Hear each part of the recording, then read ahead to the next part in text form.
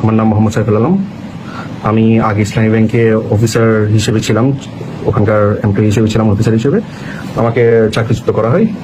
আমি একজন চাকরিচ্যুত ব্যাংকার।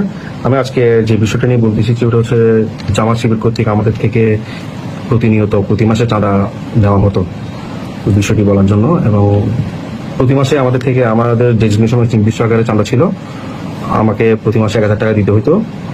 কিন্তু প্রতি মাসে দেওয়ার পরও ওদের এখানে বিভিন্ন প্রোগ্রাম ছিল, ওখানে যে পরিমাণ চাঁদা দাবি করা হয়তো পরিমাণ চাঁদাই দিতে হইতো। এবং এটা ছিল ওরকম একটা প্রোগ্রাম 31 মে 2025 কর্মী সম্মেলন ওনাদের।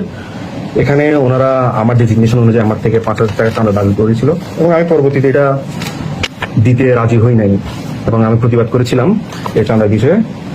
পরে যখন আমার বিভিন্ন কলিগ এসে আমাকে বললো চাঁদাটা দিয়ে দেন, না হলে ওনারা হয়তো আপনাকে ট্রান্সফার দিয়ে দিতে পারে, পরে আমি বাধ্য হয়ে চাঁদাটা দিয়ে দিই।